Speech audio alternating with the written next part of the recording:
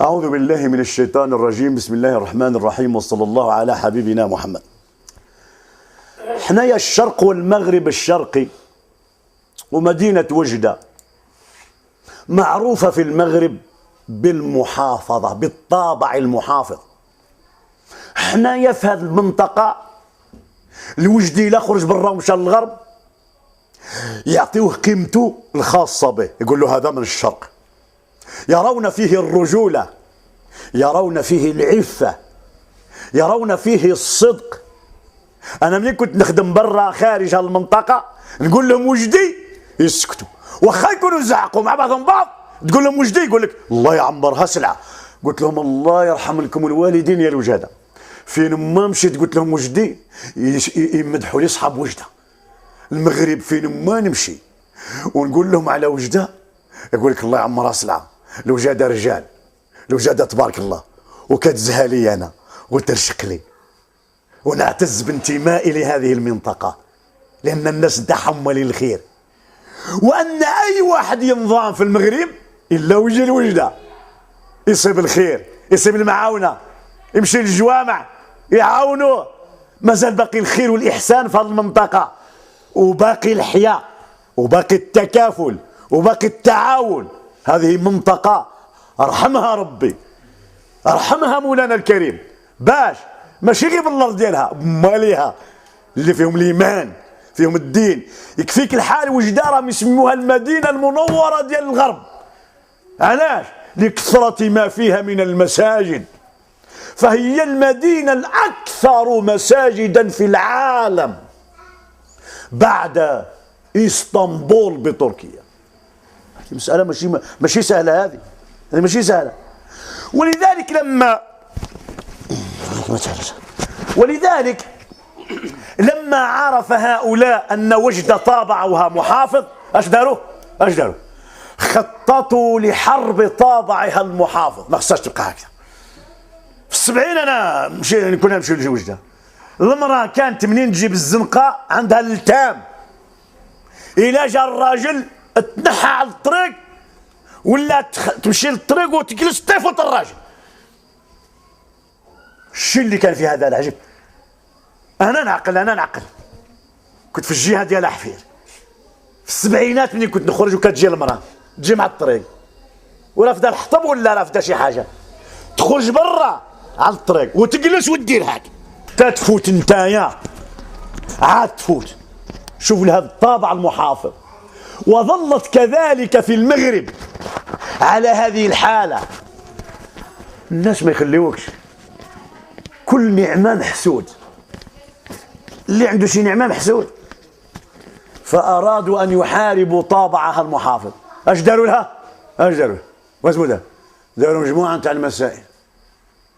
أولا المسألة الأولى اللي مهمة كاع، اش داروا؟ فتحوا لها الطريق ديال السعيدية فاضزة لتشجيع ما يسمى بالسياحة، باش الناس تبقى تراها هنا. ولات السعيدية مكان للعري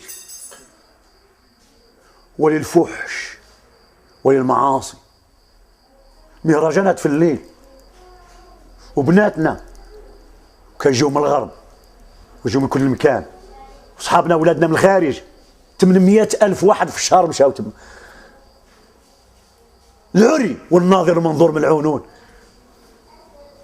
إذن هذه القضية نتاع السعيدية فتحوا لها الطريق. المسألة الثانية داروا فيها مهرجانات، مهرجان سنوي نتاع الراي يمول بالمال لإفساد الطابع المحافظ. تخرج الشيبانية والحاجة والولد وكل شيء، وحتى هما يديروا كيما راهم يديروا الناس الآخرين. المسألة الثالثة داروا مهرجان ديال الفيلم، حتى هي ولات من المدن اللي كتشهد هذه المهرجانات اللي كيجيو لها السينمائيين والفنانين وكذا وكذا وكذا.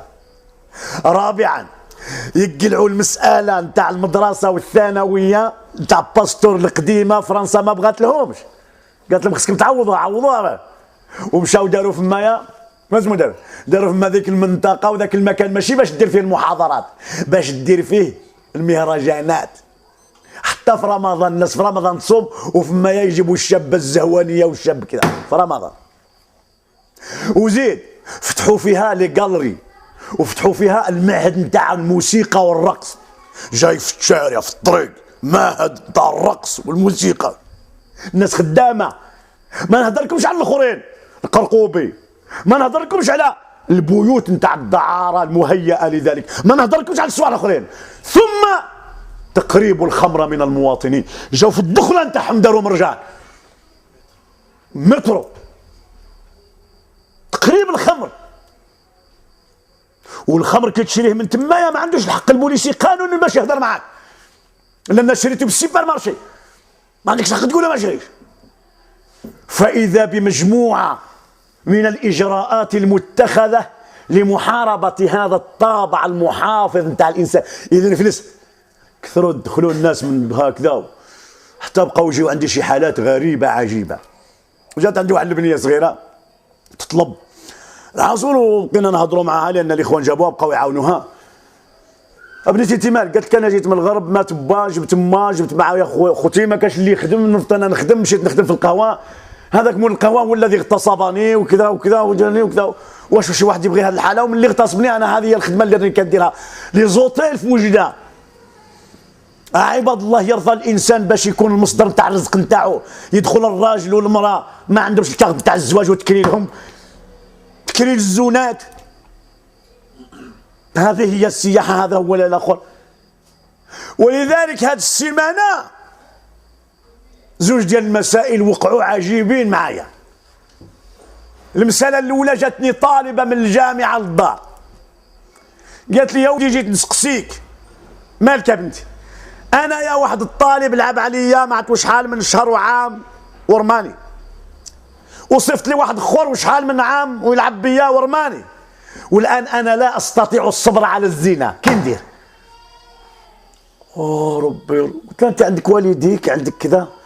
قالت لي عندي الوالد يسكر، وخويا الكبير يسكر، وخويا الصغير يسكر، ما عندي حتى واحد اللي يوجهني. وعندك شي رفقه صالحه؟ قالت لي كاريه هنايا، جايب واحد المدينه كاريه هنايا في الجامعه. ما قالت لي ما نهضرلكش كي داير، ما كاش كاع اللي يقول لي الله، ما كاش اللي يذكرني بسيدي ربي. قلت له واخا هكذاك خص تعرف يبين لها هادشي اللي كدير يتزلزل له عرش الرحمن، انت اللي غادي تحاسبي، وكاينش واحد يقدر يصبر للنار. خليني بهذه. والمساله الثانيه، هذه الاماكن اللي كتسمى السينمات، سينما هذا اللي كيستثمر المال ديالو في السينما. كنا قبل نتكلموا على استعمال النعمه فيما يرضي الله. يبني سينما مزيانه سيدي، كيدير فيها غير الافلام ديال العري وديال اشاعه الفحش. عمره ما يدير شي فيلم يبني الانسان، يبني الفكر. يدير غير الافلام اللي تزيد تفلس ولادنا ويدخلوا الشباب وينفقوا الفلوس تمايا. كنقول لاصحاب السينمات خلا دار شركم انظروا الى مصدر المال، احلال هو او حرام. كاش حلال ولا حرام؟ حنا نقولوا ما راكوش تخونوا، ولكن راكو كتسربيو الفحش، راكو تبيعوا الفحش للناس، فلوسكم راكو ديروا بهم الفحش. شوفوا اسم راكو تعطيو لعباد الله. ثانيا راكو تفلسوا الامه وتدخلوا عباد الله لجهنم. ما تحسوش بهذا الشيء اللي راكو ديروا؟ ترضى انت باش واحد ترميه للنار؟ انتم الان كتعاونوا الناس والعياذ بالله لكي تدفعوهم الى النار. هذه رساله لاصحاب السينمات، اتقوا الله وشوفوا المصدر تاع الرزق نتاعكم. والحياه قصيره والموت لا بد والحساب لا بد، ولن تزول قدم عبد حتى يسأل عن أربع، منها ماله من أين اكتسبه وفيما أنفقه. هاد السيمانة في ذيك السينما غير بدا الفيلم، دخلوا البنات ودخلوا ولادنا، بناتنا ما جايش من المريخ، ولادنا 40 ولد 40 بنت متفاهمين على أنه كي يبدي الفيلم يقومون في ذيك القاعة نتاع السينما بممارسة الجنس. الله أكبر. شوف هاد الناس فين وصلوا، متفاهمين، شباب أولاد وبنات في الثانويات في المؤسسات التعليمية جايين متفاهمين. فلما شرع يعني العرض ديال الفيلم إذا بهم يتحولون كالبهائم، كانوا ما لابسين والو وقاموا عياذا بالله نسأل الله في وجدة في المدينة المحافظة بممارسة هذا العمل. والبوليس جاه الخبر وشعل عليهم الضوء وقبضهم كلهم متلبسين وراهم مصورين، والبنت دايره هكذا حشمانه زعما. قول لي يا الباين ديال ديك البنت اش من وجه غادي يبقى لك؟ الله يستر فضايحنا ويستر ولادنا. ابن عمي واسمها الغريبه هذه، اش المصيبه هذه؟ اذا ابتليتم بمثل هذه القاذورات فاستتروا، تمشوا انتم المكان عمومي ويمارسون هذا الامر، هذا تبجح، هذا هتك لستر الله، هذه جرأة على المحارم. كاين الحرام وزاد حرام اخر، هو الجهر بالحرام والفرح بالحرام، نسأل الله العفو والعافية. فأخذوه، هذو ولادنا وهذو بناتنا دروك، واش نكروهم؟ ولادنا وبناتنا. علاش كيديروا ذاك الشيء؟ نوليو لنفس الشيء. أين الآباء وأين مهمة الآباء؟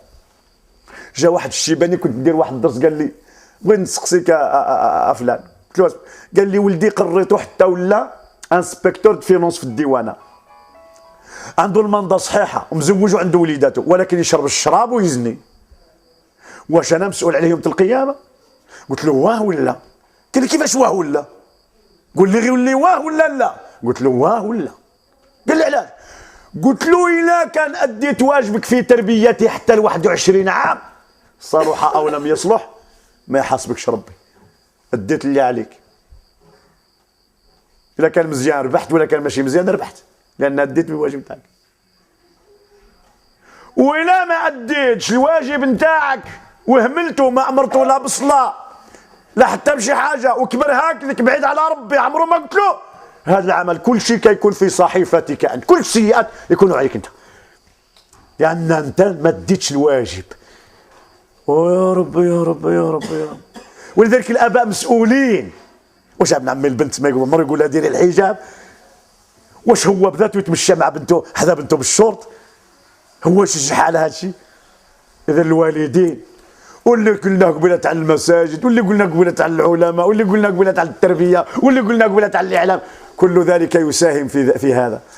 فرسالتي ان شاء الله تعالى لبناتي وللشباب، بناتي وولادي اللي راهم يسمعوا لي، اقسم بالله الذي لا اله غيره لانتم احب الي من نفسي، وملي انتم احب الي من نفسي ما نبغي لكمش جهنم، ما نبغي لكمش والعياذ بالله تمشيو مع الطريق تاع الشيطان.